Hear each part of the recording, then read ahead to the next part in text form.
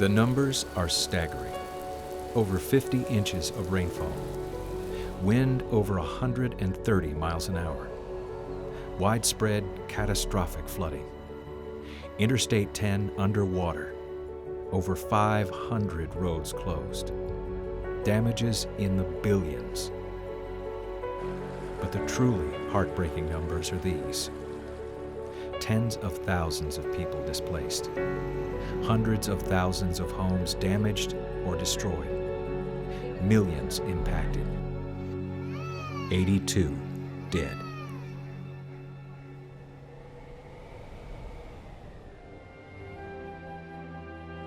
They say two storms are never the same.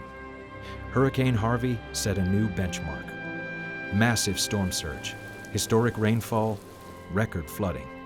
At the Texas Department of Transportation, we knew we were in for a fight, and we were ready. August 25th, 2017. Hurricane Harvey makes landfall on the Texas coast between Port Aransas and Port O'Connor. The unpredictable Category 4 storm generated hurricane winds reaching 130 miles an hour and torrential rain. But Harvey's fury was met with an equal and opposite force, the Texas Department of Transportation.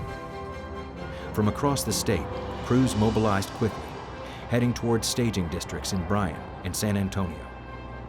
The Corpus Christi district was hit. Rockport was demolished. Our TxDOT maintenance office destroyed. To the north, Yoakum lay squarely in Harvey's sights. Our 11 counties, they've all been declared disaster areas, and most of them because of the rain. As high water threatened the district office, everyone pitched in to move equipment to higher ground. It would be crucial to the recovery effort. At that point, we had special crews from Yoakum helping us out, and we got all of our equipment out of here by 2 o'clock. Everybody pitched in and did one heck of a job, TxDOT way. The TxDOT way. It means together, united, with purpose. You walk through the group of employees out there, you can't tell who's from where. And you don't care, and they don't care. They just fall in, and it's all TxDOT. There's no distinguishing between Abilene or Brownwood or Corpus or Dallas or Tyler. They're just all the same, and they're all here to do the same job. That job is to get Texas moving again. It's a tall order, and raging floodwaters don't respect district boundaries.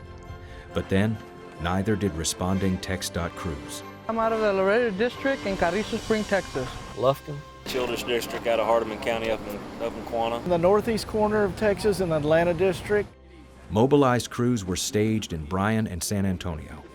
Their TxDOT brothers and sisters would need help, and they were eager to begin the recovery process. Field supplies were issued and trucks were loaded, but immediate deployment was thwarted by the persistent, still swirling winds. When the order finally came, TxDOT rolled out. Houston, our nation's 4th largest city.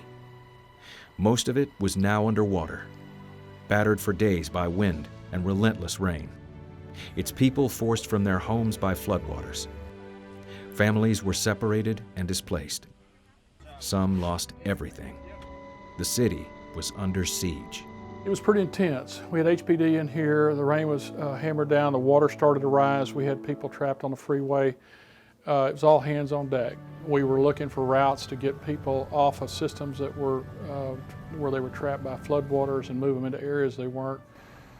When the rain finally stopped, the devastation could be fully seen.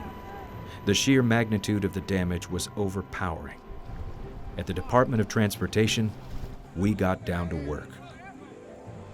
Aqua dams were installed to divert floodwaters on I-10, putting travel lanes back in operation and easing congestion.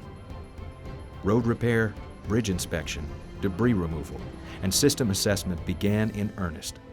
The goal? To get our system operational again. All 25 districts and divisions participated in the response effort.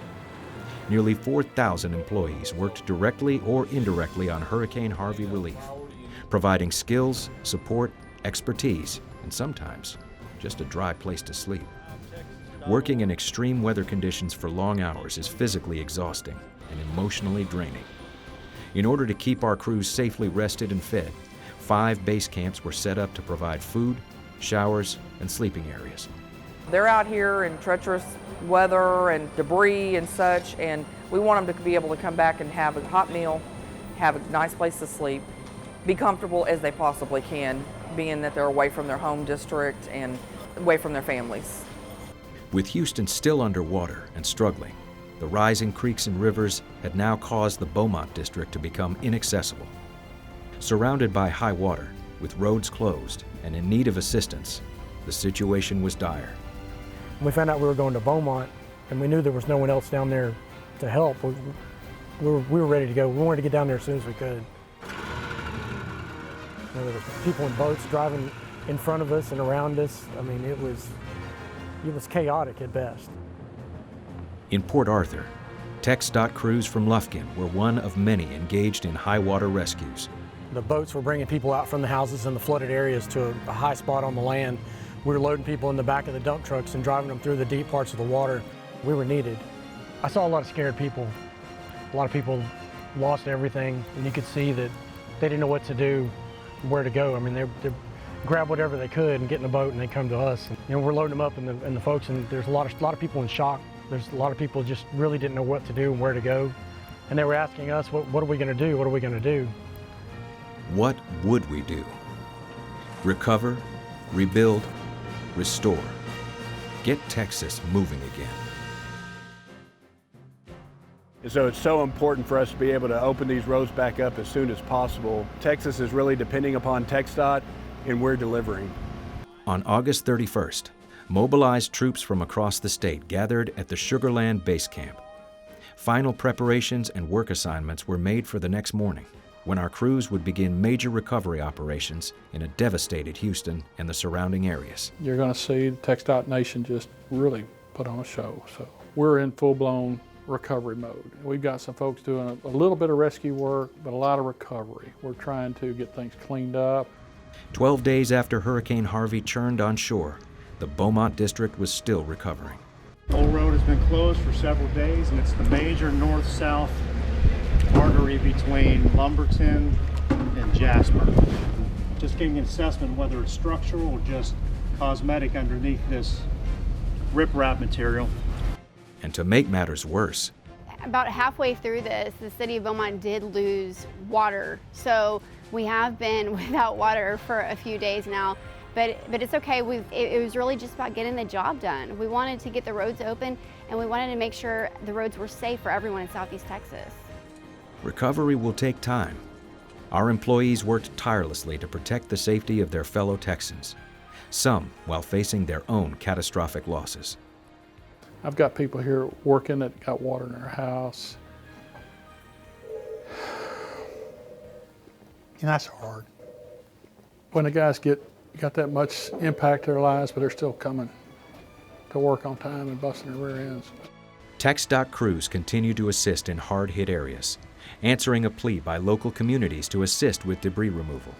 Debris, measured in millions of cubic feet, is being removed from roadsides. Texas weathered the storm. The men and women of the Texas Department of Transportation stood in the gap. We're going to be all right. We're going to recover. People will be talking about this the rest of their lives. Number one, how hard it rained. Number two, how good TxDOT did when it stopped raining, because we showed up strong and we're going to knock it out of the park. So.